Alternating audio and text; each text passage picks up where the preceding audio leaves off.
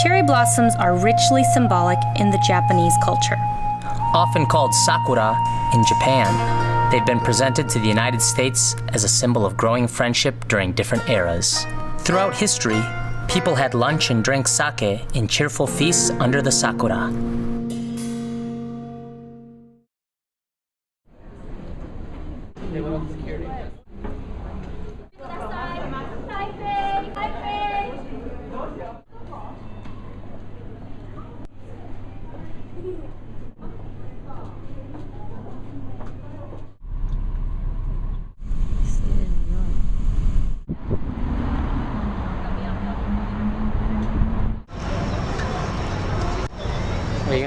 His full name is Daniel Johan Leva, and he's America's freshest gymnastics star. He values artistry in an age when the sloppy acrobat can be rewarded, and he's known for his quiet demeanor and speaks very little. That is, until now. Known to his friends as Danny, in this two-part interview, Mike caught up with the 2011 U.S. national champion to discuss his unyielding will to win, artistic ability, superheroes, and shamrock shakes? Let's check it out.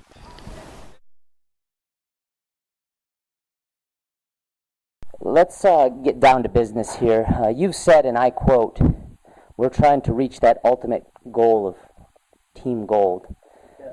China is looking to win its 5th world team title in a row, its 10th overall. Can USA stop the Chinese steamroller? I certainly think so. Tell me why.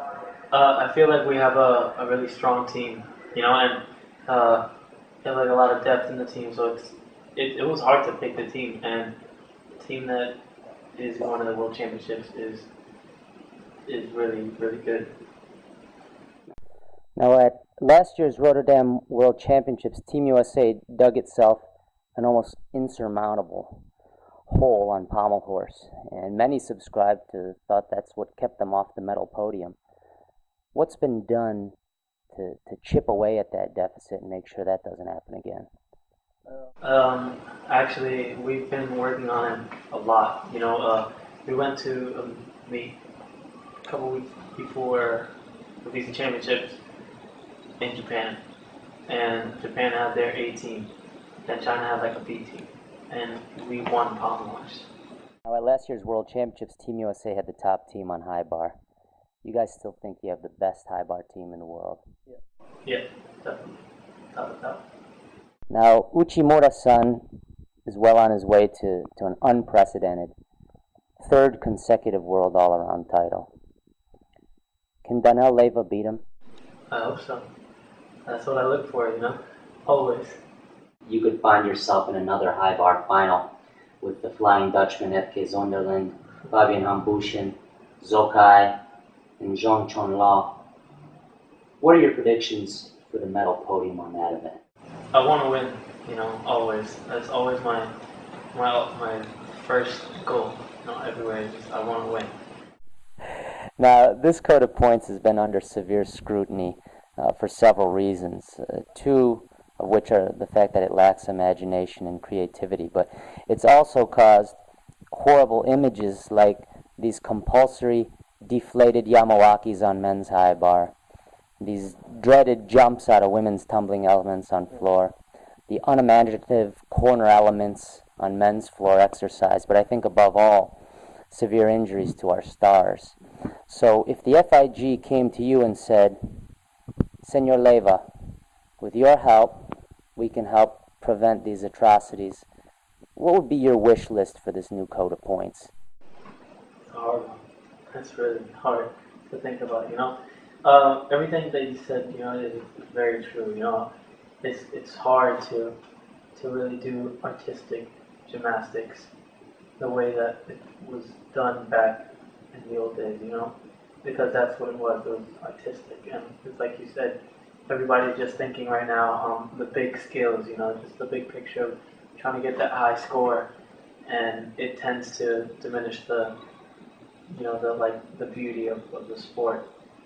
But I do think that we are working on everything we can to make it as like beautiful and as artistic as it was back in the old days, and still have that huge gymnastics that we do today.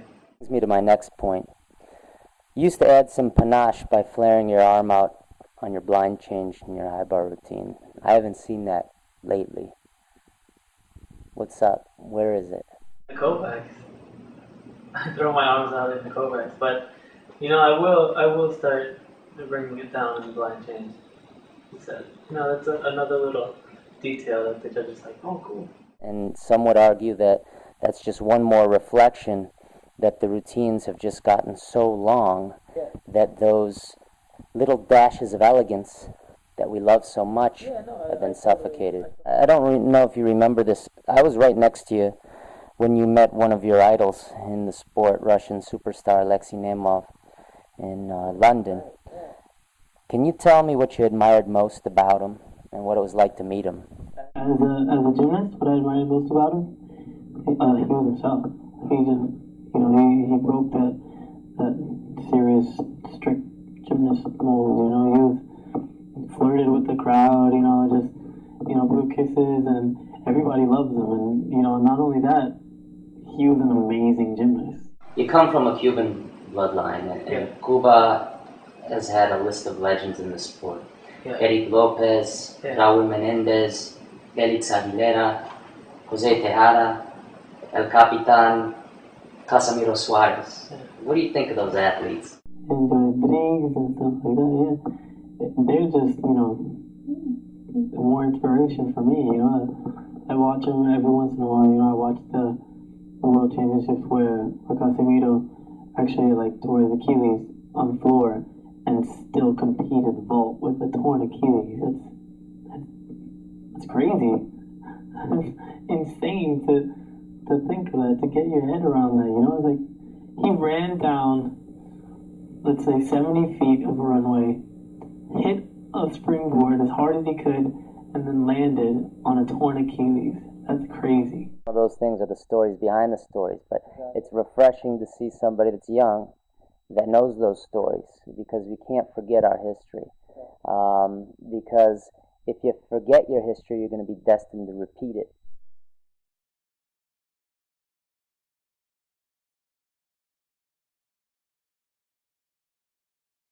Alas, regret is only something we encounter when we look back. And today, I'm regretting not speaking to International Gymnastics Hall of Famer Frank Bear more. The man I wish I could have a conversation with today could tell me about his narratives of literally upstarting the United States Gymnastics Federation and the World Cup, his labors to bring the American Cup to Madison Square Garden in New York City, and the genesis of the International Gymnastics Hall of Fame. It's hard to believe that household names like Nadia Comaneci and Olga Korbut needed promotion. But before Frank Bear, there was no such thing in gymnastics. Mr. Bear's legendary efforts to promote and immortalize the legends of our sport made him a legend. And in an age where the position of President of USA Gymnastics carries with it status, influence, and a great deal of money in tow, the stories I wanted to hear from Mr. Bear were about the thoughts that traveled through his head when he worked from his kitchen table in Arizona as the first executive director of the USGF. Well, that's a story I'll never get to hear from the lips of a man who had such a consummate impact on our sport.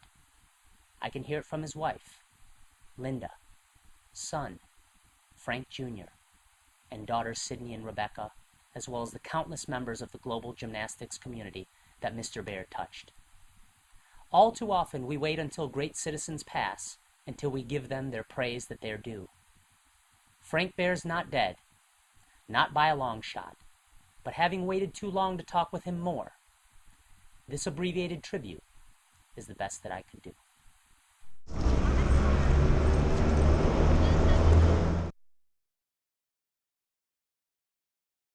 Log on to International Gymnast Online And tell us what you think.